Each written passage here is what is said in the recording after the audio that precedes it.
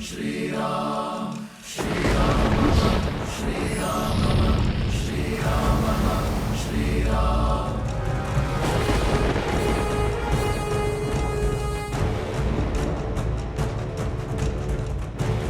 क्षण भैया, यदि श्री राम ने ब्रह्मास्त्र के विरुद्ध ब्रह्मशिरा अस्त्र का उपयोग किया तो हमारे पास उसका काट भी नहीं है। वो निर्णय उनका है।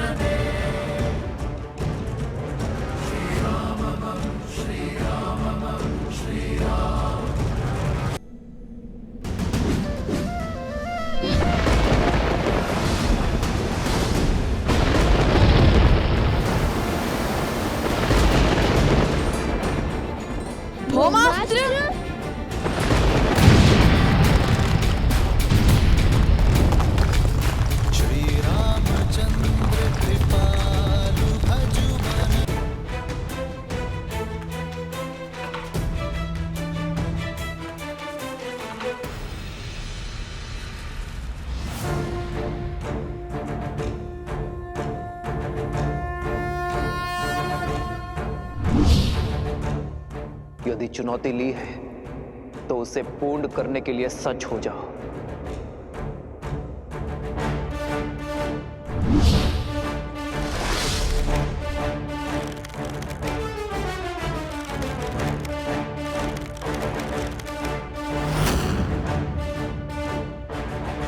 सावधान!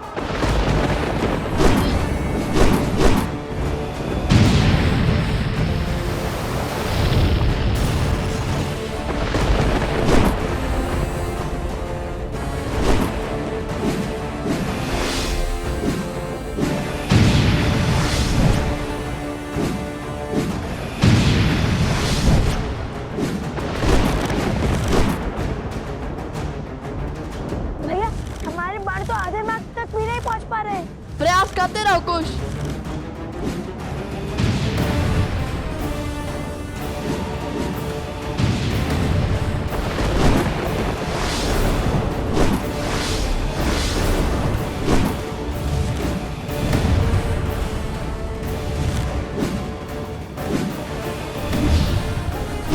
भैया, उनके माथे पर तो श्वेतक भी नहीं उभर रहे और यहाँ हम मन और संबल हारते जाते हैं। शब्द नहीं, हस्त चलाओ कुश।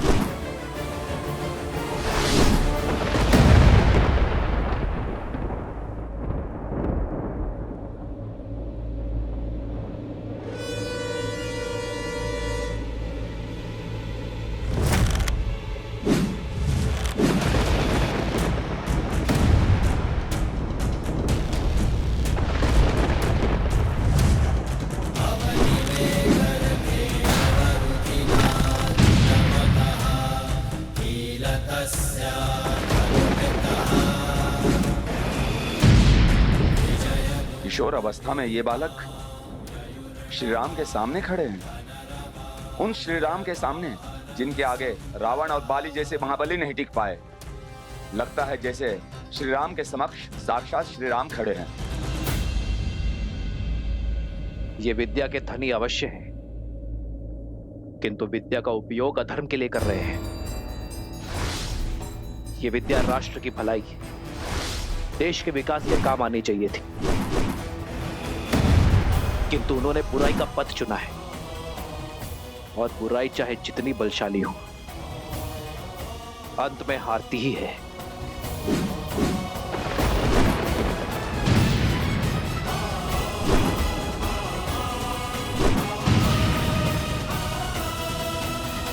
आज समाप्त होकर ही रहेगा। या तो ये बालक आज अपना हट त्यागेंगे या फिर प्राण। सदा चली आई,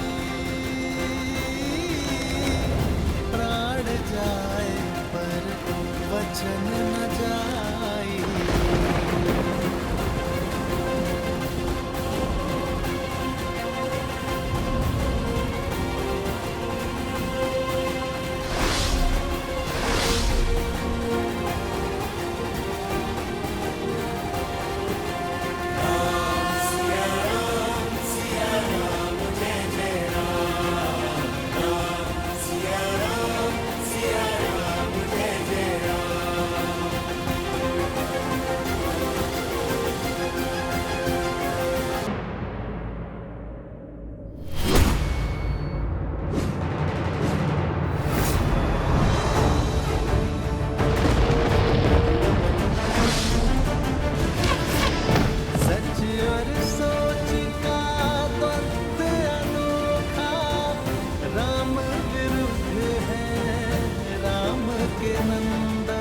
हे महादेव, इस महाविनाश को रोकने का आप मुझे मार्ग दिखाइए।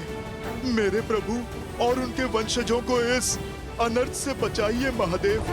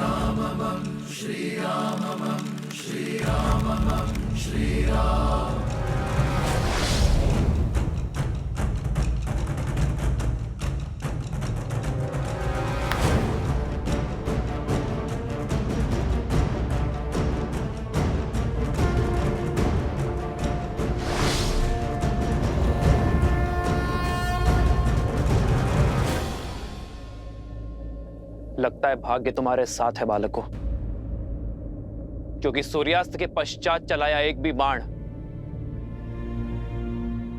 रघुकुल में युद्ध नियम के विरुद्ध होता है। आज एक सूर्यवंशी के विरुद्ध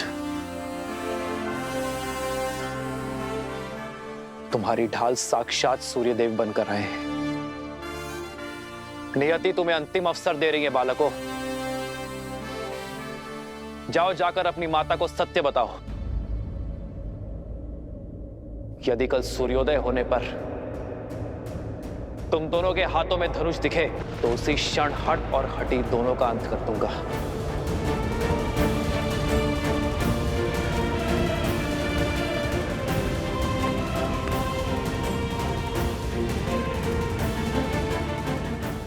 कल भोर होते ही अश्वमेध यज्ञ के अश्व और हनुमान को लेकर मैं अयोध्या के लिए निकल जाऊंगा।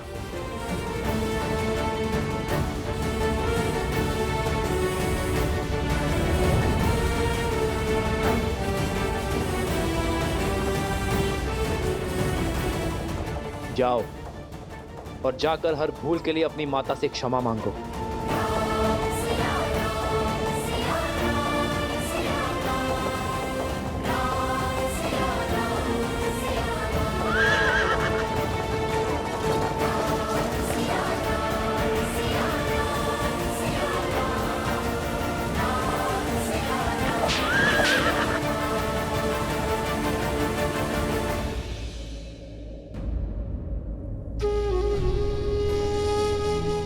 श्री रामचंद्र कृपालु भजमन, हरण भव भय दारुणम। कृपा और दया के सागर है मेरे प्रभु श्री राम। यही उनकी महानता है। वो हर एक पापी को अंतिम अवसर देते हैं। उन्होंने रावण तक को दिया था, फिर आप दोनों तो उनके परम भक्त हैं। अपनी भूल सुधारिए। जाओ लवकुश, ये मेरी आपसे विनती है, अपनी माता को सब कुछ सच बता दो। फिर जो माता कहे आप वो ही करना। समझने का प्रयास करो बालकों। आज जो बाण रुक गए वो जलंधर अवश्य चलेंगे, और वो प्रहार रघुकुल के मस्तक पर सबसे बड़ा कलंक होगा। जाओ, आप अपनी माता से बात करो। यदि बता नहीं सकते तो उन्हें यहाँ पर ले आओ। हर समस्या का समाधान स्वयं हो जाएगा बालकों।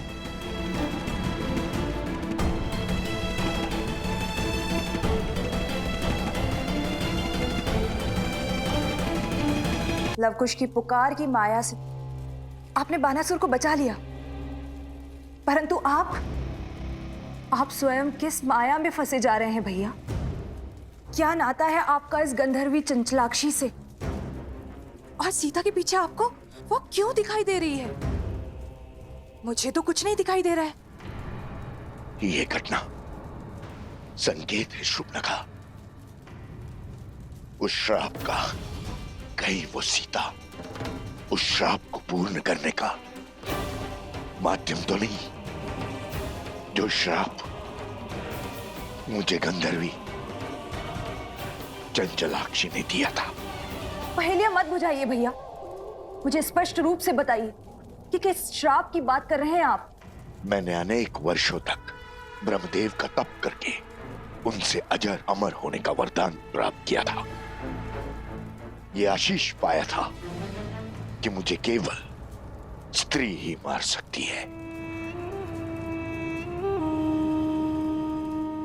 मैं समझ गया था कि इस वर में अवश्य कोई छल छुपा हुआ है, इसलिए मैंने एक और वरदान मांग लिया कि मेरे सहस्त्र शिशु में सहस्त्र गुना कूटनीति और चालाकी भरी होगी। उसके बाद मैंने कई राज्यों पर अपना आधिपत्य स्थापित किया, परंतु मैं दशानंद रावण की तरह दिग्विजय नहीं बनना चाहता था। मुझे बहुत अधिक की नहीं, केवल थोड़े की ही अभिलाषा थी। तो मैंने अपने अधीन में कुछ ही राज्य किए।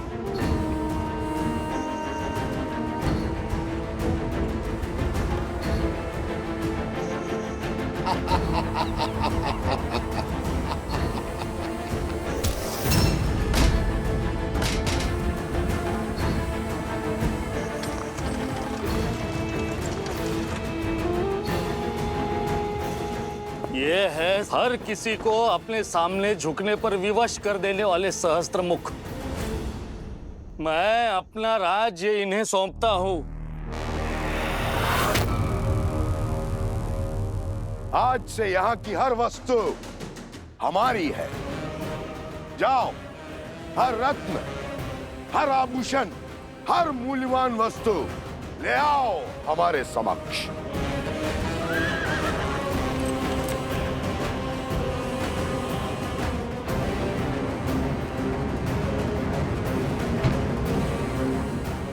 चलो सारथी।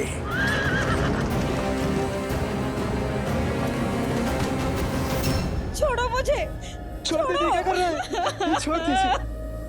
हर अनमोल वस्तु लेकर मैं उस राज्य से निकल ही रहा था कि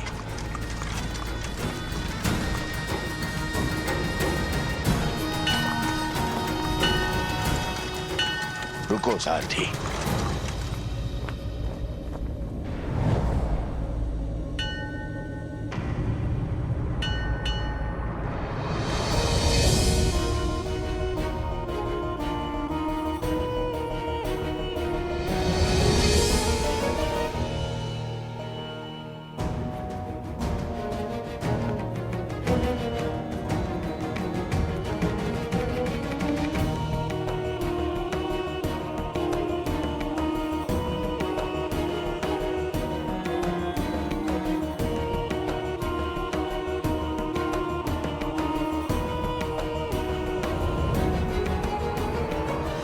अद्भुत, अनुपम, ये तो संसार का वो धन है, वो ऐश्वर्य है जिसे मेरे पास होना ही चाहिए। इसे न भोगा, इसे न पाया तो वरदान का लाभ क्या।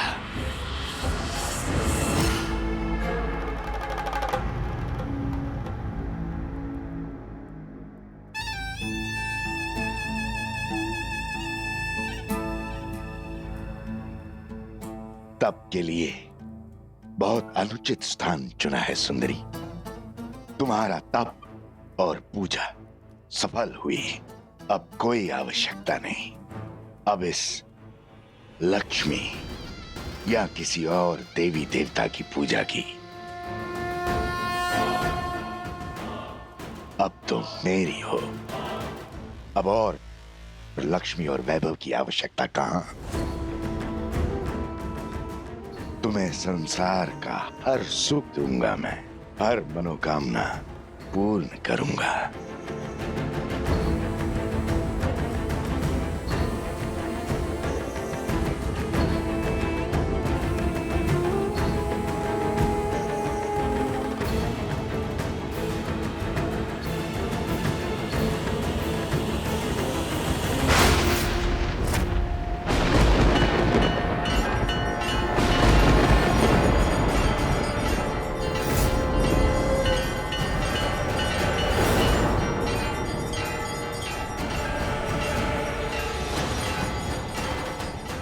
तुम्हारे स्पर्श ने मुझे अपवित्र कर दिया है सहस्त्रमुख। तुम्हारे मलिन मन का इस संसार में कोई स्थान नहीं। जिस शक्ति का तुमने अहंकार पाल रखा है वही तुम्हारे विनाश का कारण बनेगी।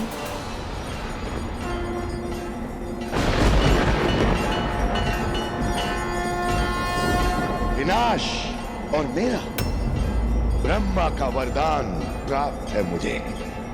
कौन मारेगा मुझे?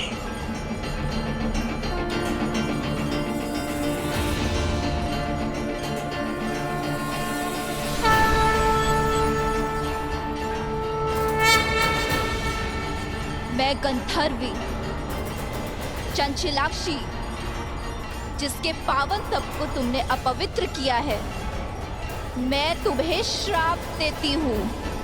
यदि मेरे माँ के प्रति भक्ति सच्ची है तो मुझे हर पुण्य मिल जाएगा, और जिस माँ लक्ष्मी की पूजा में तुमने विघ्न डाला है, एक दिन उन्हीं का रूप तुम्हारा अंत करेगा सहस्त्रमुख। उन्हीं के स्वरूप से तुम्हारा सर्वनाश होगा।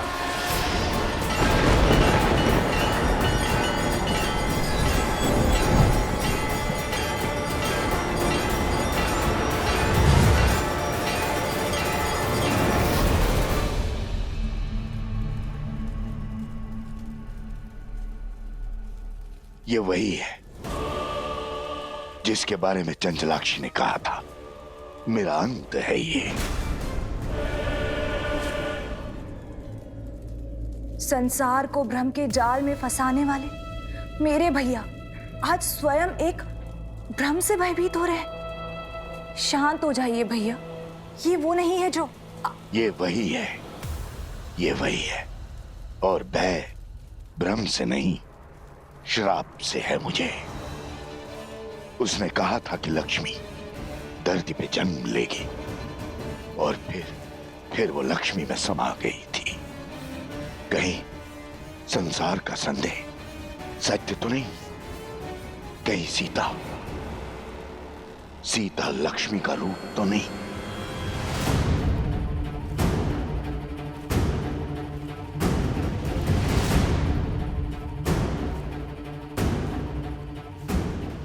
मुझे परिचय की क्या आवश्यकता है? पुराना शत्रु हूं तुम्हारा।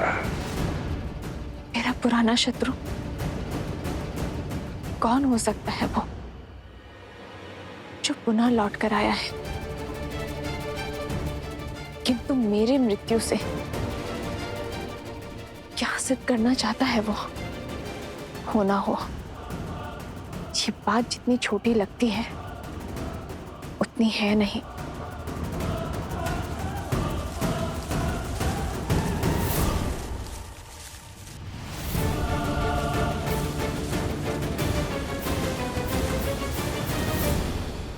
रावण के कानों में भी यही बात पड़ी थी ना। सबने कहा था ना कि राम विष्णु है, नर रूप में नारायण है, कहीं लक्ष्मी स्वरूपा सीता मेरे अंत का कारण तो नहीं। कदाचित तभी न रावण राम का वध कर पाया और न ही सीता का स्पर्श। भैया, बल के पर्याय सहस्त्रमुख रावण हैं आप। यदि आप निर्बल हो जाएंगे तो हमारे कुल की शक्ति कौन बनेगा?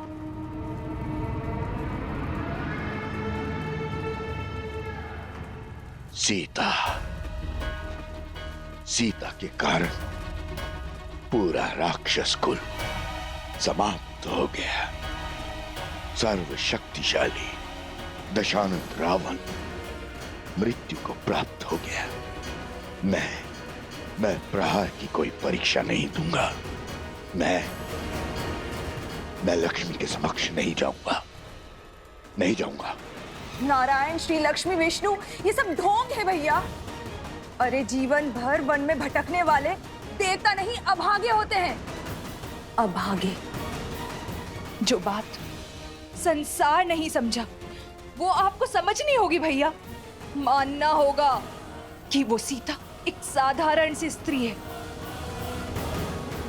आप स्वयं सोचिए भैया, क्या ईश्वर के अवतार को भी क्या इतनी सारी परीक्षाएं देनी पड़ती हैं? इतने दुखों को भोगना पड़ता है? इतना असहाय होना पड़ता है? विजोग का विष पीना पड़ता है? वो नारायण जो अपने बल से संसार को बदल दे, अपने सुदर्शन से हर पाप का संहार कर दे, क्या उसे 14 वर्ष का वनवास भुगतने की आवश्यकता है? राजपाट, सुख शांति, वैकुंठ छोड़कर दर दर भटकने की आवश्यकता है भैया?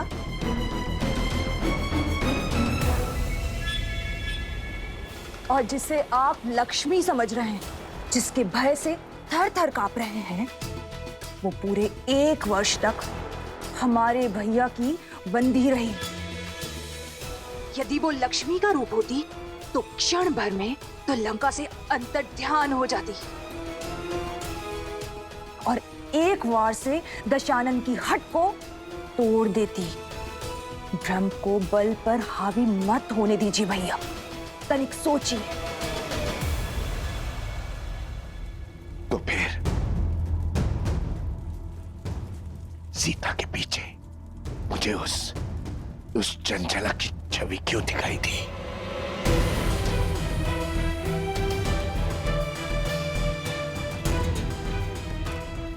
जब मन में संदेह होता है तो भूतकाल आंखों के सामने स्वरूप लेता है। ये सब विचारों का खेल है भैया, और कुछ भी नहीं। इस अनर्थ का अर्थ खोजना बंद कीजिए भैया और प्रहार का नाद आरंभ कीजिए भैया।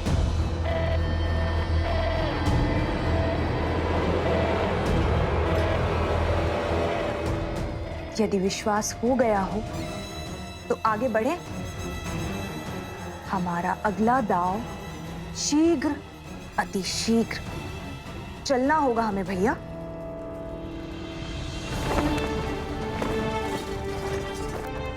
श्री राम,